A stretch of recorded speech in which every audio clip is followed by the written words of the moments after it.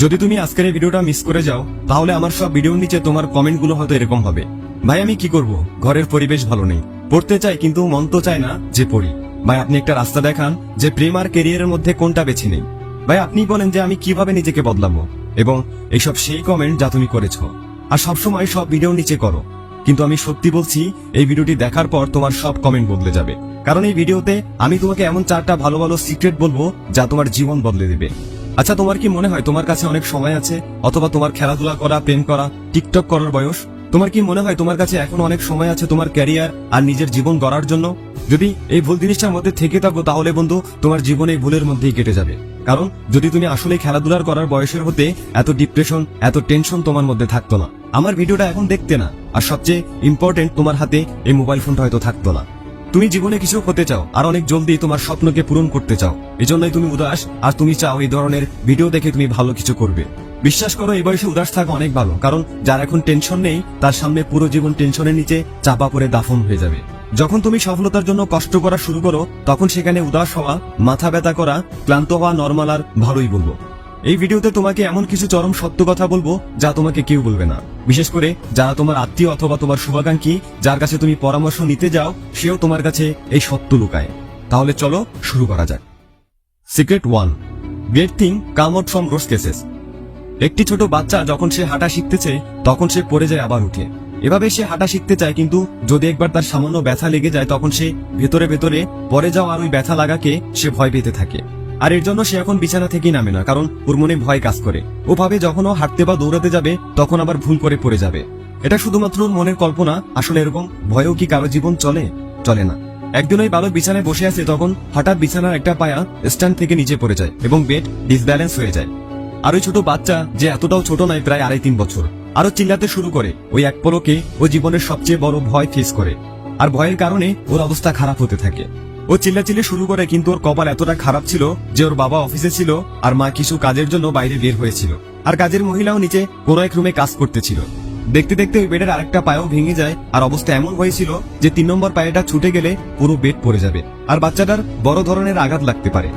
এই জিনিসটা ওই বাচ্চারা বুঝতে পারছিল, কিন্তু তারপরেও সেই রজয়টা অনেক জোরে ধরে রাখছিল, যার কারণে ও নিচে পড়েনি, কিন্তু এটা বুঝে গেছিল যে যদিও এখানে আরো বসে থাকে তাহলে বেড ওর উপরে পড়বে আর ও অনেক ব্যথা পাবে।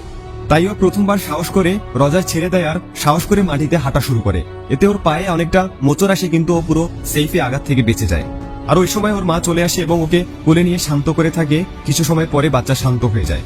এটা অনেক বড় কোনো বিষয় ছিল না, কিন্তু 3 বছরের বাচ্চার জন্য অনেক বড় একটা বিষয় ছিল, কারণ প্রথমবারও ভয়কে জয় করেছে। এটা যদি আমাদের ঘরের কোনো বাচ্চার সাথে হয়, আমরা অবশ্যই চাইবো না যে এরকম হোক, কিন্তু এতে আমাদের কোনো কন্ট্রোল নেই, কখন কি হয় আমরা তা জানি না। কিন্তু বাচ্চাটার মন থেকে অনেক বড় একটা ভয় দূর হলো, আর এটা একটা ভালো জিনিস হলো এই খারাপ সিচুয়েশন থেকে। এটা বলার শুধু একটাই কারণ, অনেকবার তোমার জীবনে এরকম বড় বড় সিচুয়েশন আসবে, কিন্তু এটা তোমাকে অনেক বড় কিছু দিয়ে যাবে।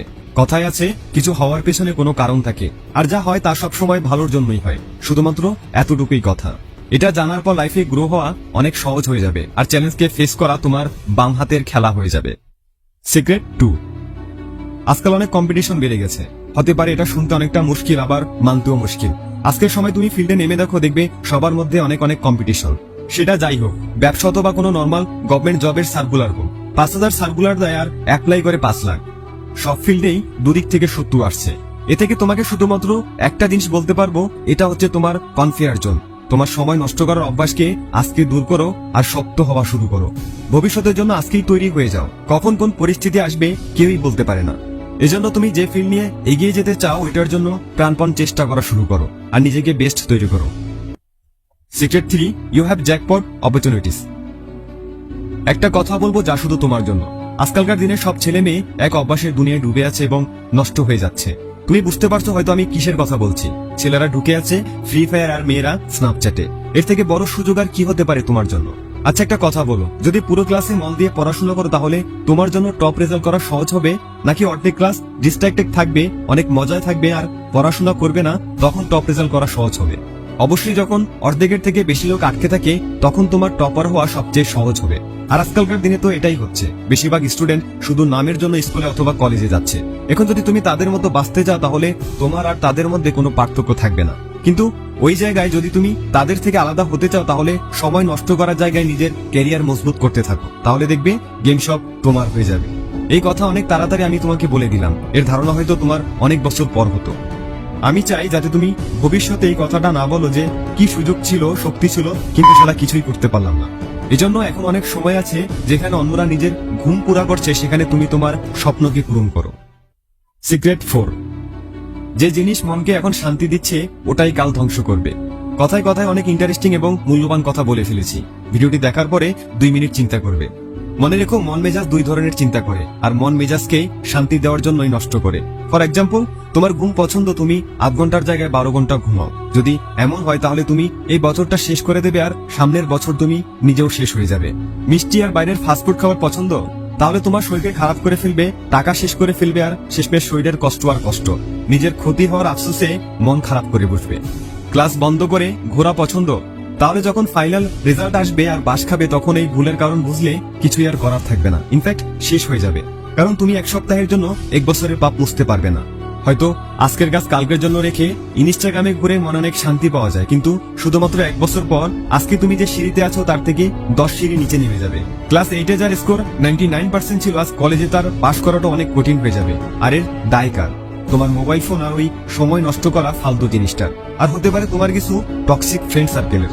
এজন্য মনে রাখবে, যে জিনিস তোমাকে শান্তি দিচ্ছে সেই জিনিসটা সেখানেই বন্ধ করে দাও, সময়টাকে ওখানে স্টপ করে দাও।